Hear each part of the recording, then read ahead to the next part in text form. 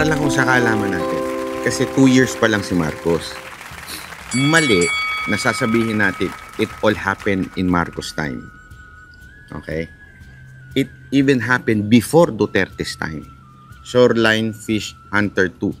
Sa madaling salita po, hindi ho ito problema lang ng presidente ni Marcos.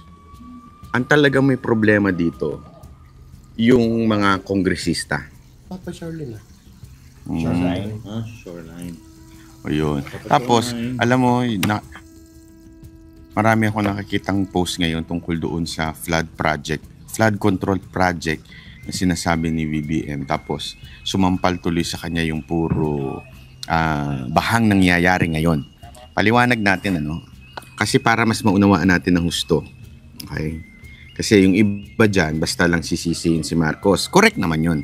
Okay? I mean, may fault. Pero basically, paano ba nangyayari yan? Ganito yan. So, kunwari, sa DBM, magkakaroon ng budget yan, taon-taon, di ba, sa DPWH. Tapos, ang gagawin nila, yung mga congressman, meron silang bibigyan ng ni speaker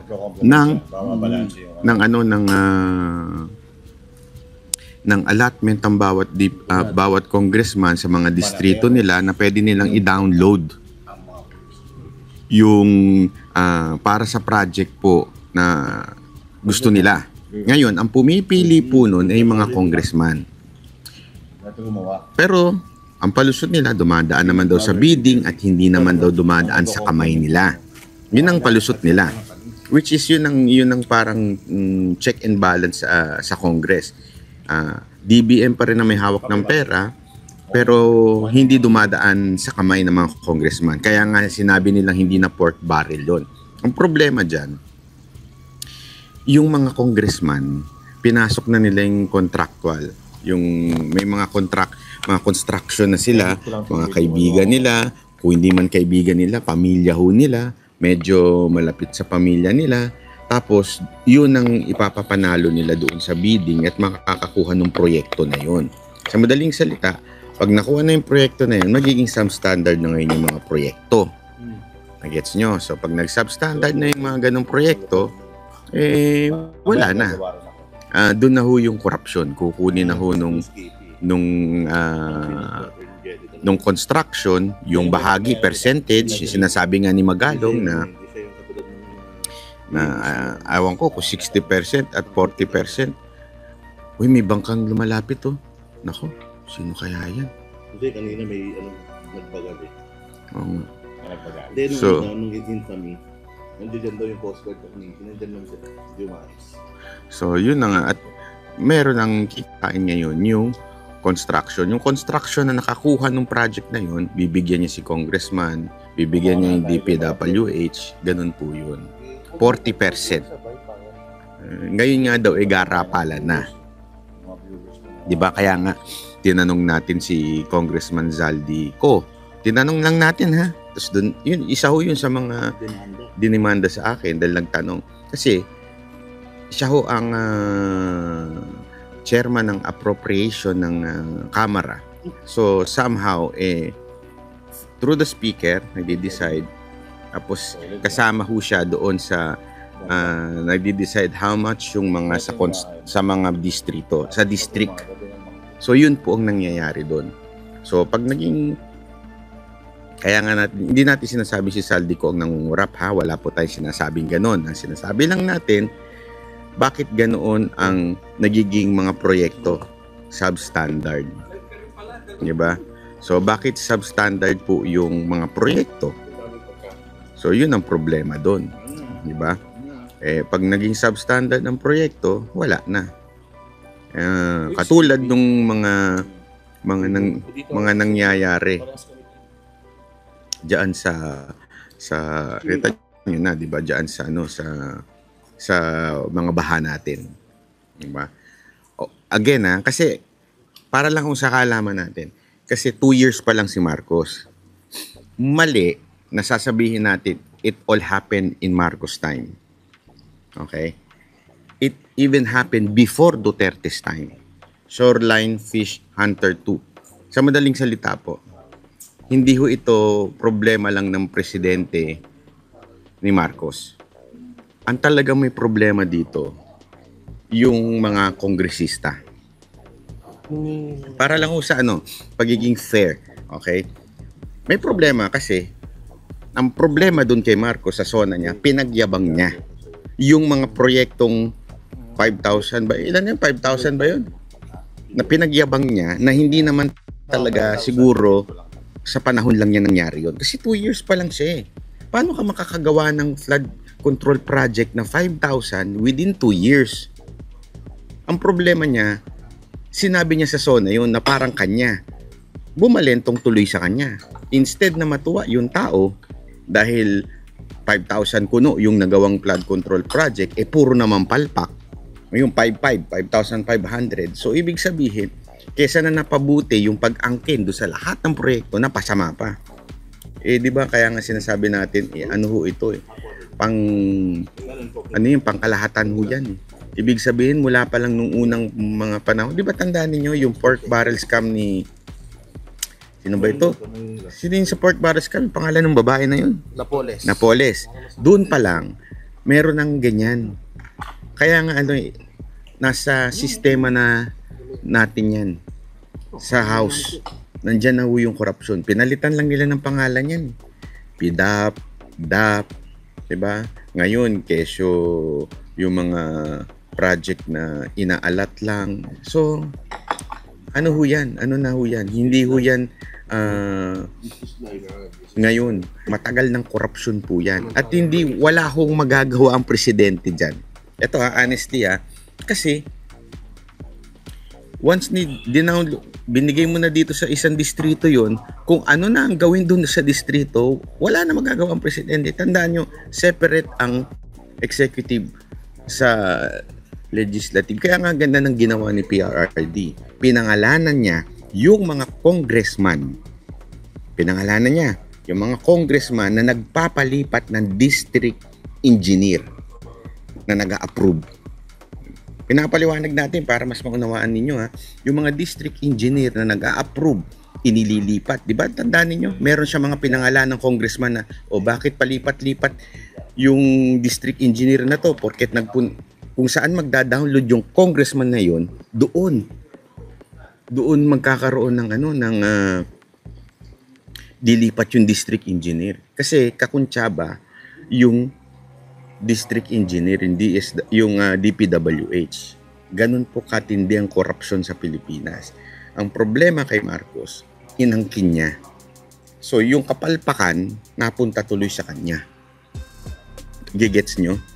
Yung kapalpakan ho yan na talagang matagal na hong kasiraan sa Pilipinas yan. Kaya yung tindi ng mga proyekto sa Pilipinas puro substandard. Dahil po yan sa korupsyon between DPWH, the congressman, at saka yung construction, which is karamihan doon na nasa congressman, yung construction na yun. Bakit kaya umabot ng almost 6 trillion ng budget this year? Kasi nga po sa dami ng budget na hinihingi nila. Sa sobrang daming budget nila na hinihingi para sa mga project, ganyan kalaki utang. Problema niyan yung magbabayad sa susunod. Yun talaga ang problema dyan. Kasi uutangin ng uutangin, di ba? Tapos, hindi natin alam, nilagay sa ayuda. Marami dyan nilagay sa ayuda. Diba? Tapos mga project, marami dyan. Kaya, ito na naman ito. Huwag nyo nang banatan ibang vloggers kung mali ang iba at may kapalpakan. Kung gusto nyo magkarulong sa kanila, kausapin nyo. Hindi, mali yan. So, ibig mong sabihin, pag mali, porket kakampi, konsintihin. Kung kausapin man in private, anong gusto mo? Anong mangyayari? Para mong, huwag ka maing, kasabihan mo yung isang vlogger, huwag mong inaano yan, kasi mali yan, palpak yan. Huwag mo ipapakita sa tao. Hindi para mo tinago. Ano ba? Gusto ba natin ng katotohanan o gusto lang natin magbulahan? Sabihin nyo lang. Kung bulahan lang din ang gusto ninyo, yung mga nanonood dito, kung gusto lang din yung bulahan, huwag po kayong manood sa Banateros. Ang mga Banateros po hindi po nakikipagbulahan. Seryoso. Kami po ay mga joker, ika nga. Kami po ay mga nagpapatawa. Pero seryoso kami pagdating sa mga issue. Hindi po namin tinotolerate ang mga mali. Pag mali, punahin na ho natin. Let's call it out.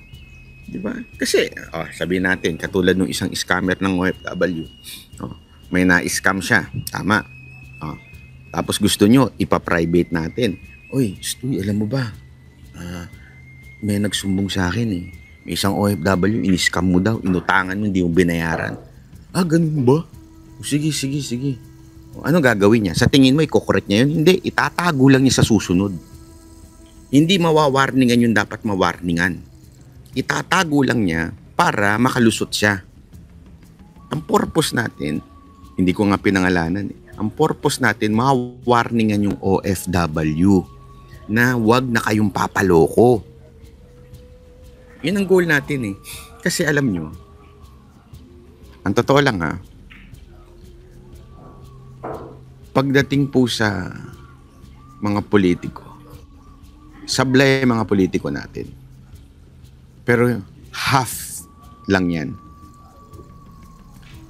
Alam mo ko sinong sablay?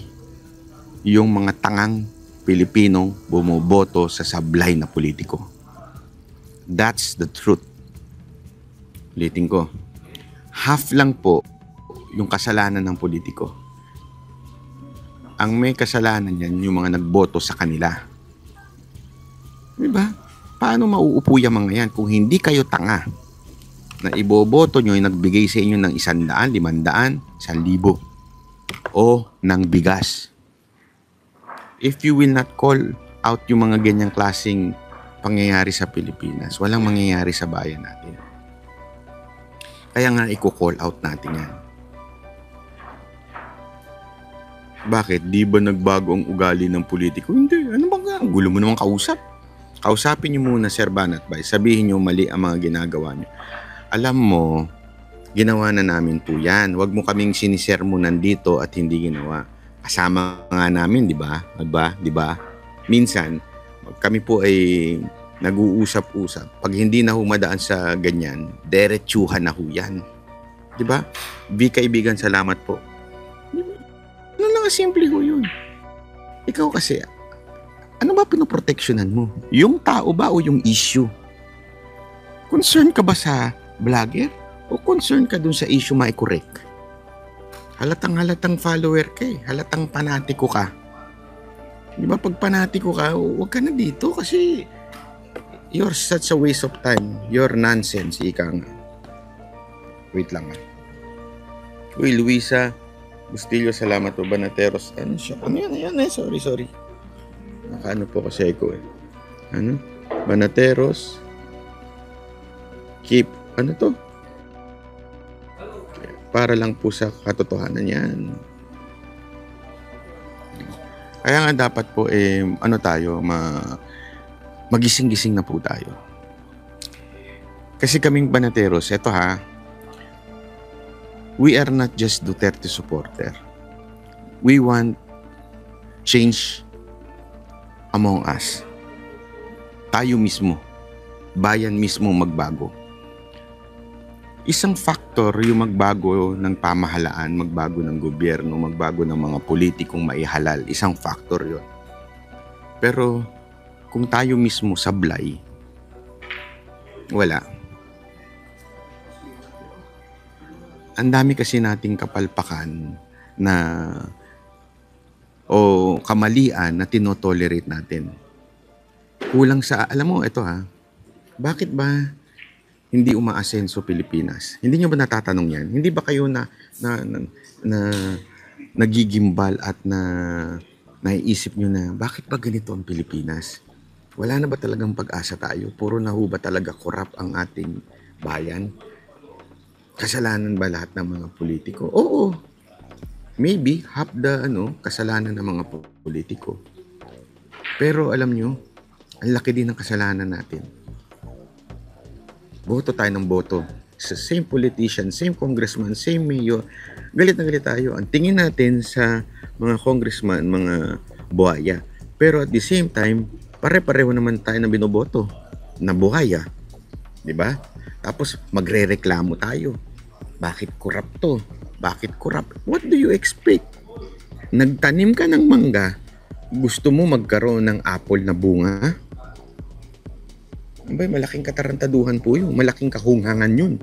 Malaking kagaguhan na ikaw ay magtanim ng mangga tapos gusto mo lumabas dyan bayabas na prutas o di kaya apple. Diba? Malaking kalakuhan yan. So, ibig lang pong sabihin, kung gusto mo talaga maayos itong bayan na to, dapat magsimula sa atin. Una, tayo mismo magbago. Diba? Magbago tayo mismo.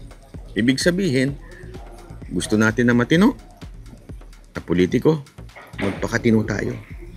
Gusto mo ng politiko mahal ang bayan, pero ikaw hindi mo mahal ang bayan mo. Simple lang, di ba? Kasi ito tinan mo. Tayo mga Pilipino, ang hilig natin yung sa traffic.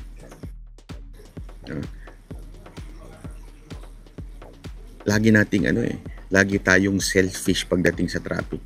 Paunahan. Wala yung thinking na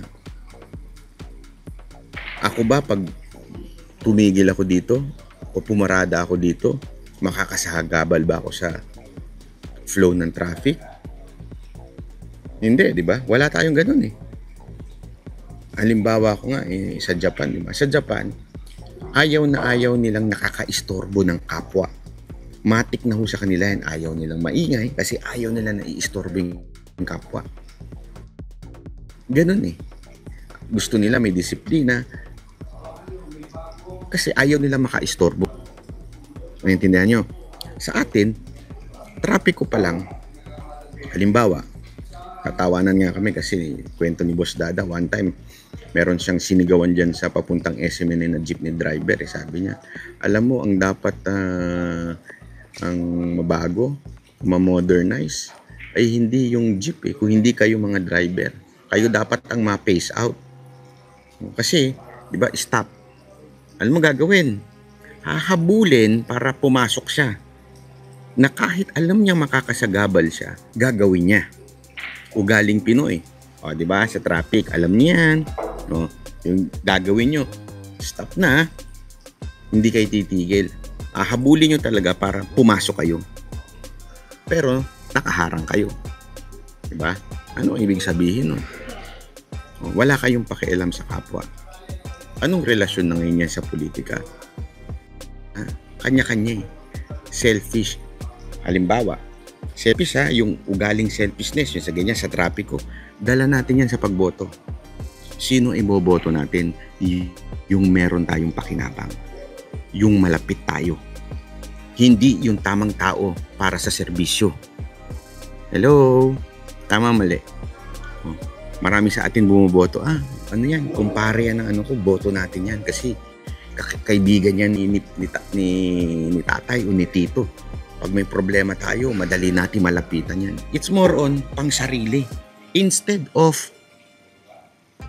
yan bang tao na yan, pag binoto natin, magsisilbi sa bayan, iisipin ba niyan yung desisyon o magagawa bayan ng batas na para sa bayan?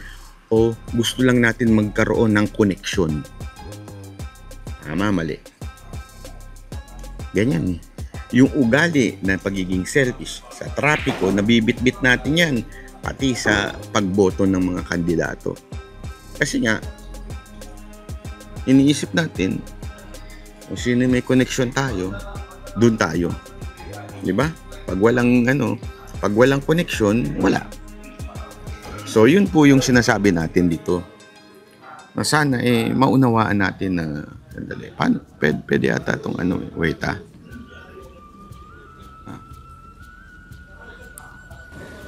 Ayan, ito. So, yun po yun. Sabi nito, of course, kung saan ka makikinabang nung ka because at the end of the day, walang tutulong sa'yo kung hindi sarili mo. So do what you can survive. Kaya nga ganito ang bayan natin. Di ba? Kasi kahit alam natin hindi matino yung iboboto natin dahil close lang natin, iba pa nga masama ugali. Kababayan ko yan kaya iboboto ko yan. Kababayan ko yan kasi kababayan? Ano ba? Anong babayan mo? Di ba? May nadinig pa tayong interview na ganyan eh. Kababayan ko yan. Sabi ko, kababayan? So, hindi ko binupuna yung yung isang nagkomento, mini-interview siyang vlogger. Naintindihan kita kasi kababayan kita.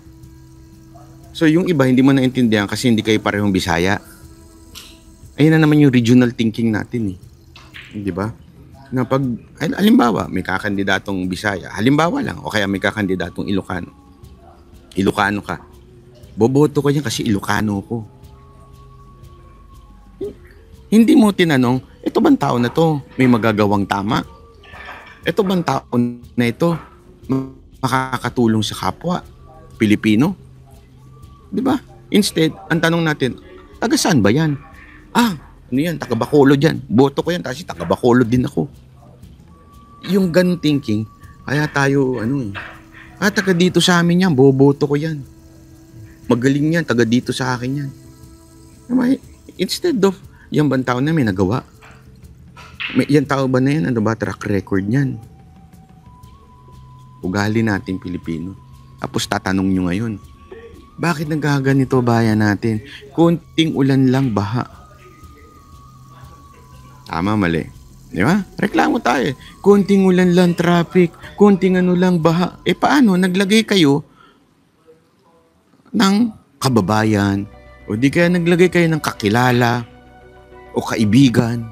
Di ba? So, carnivore po ako. Ngayon lang, medyo nag-cheat day lang ako ngayon. Hindi ako sa totoo lang Kaya nga sabi ko sa inyo di ba? Kahit ako maka-Duterte. Ako, Duterte ako.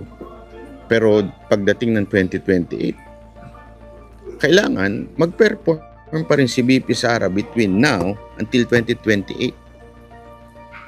Di ba? I mean, Duterte ko, solid. No question about it.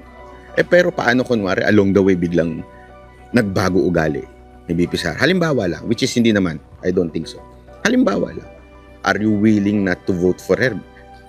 Dahil nagbago siya ng ugali. Kaya kailangan yung mindset natin, hindi lang, hindi, ganito.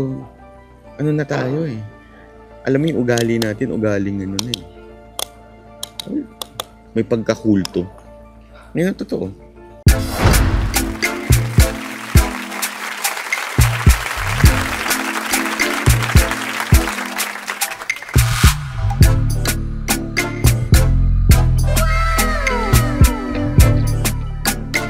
The next performance will start momentarily.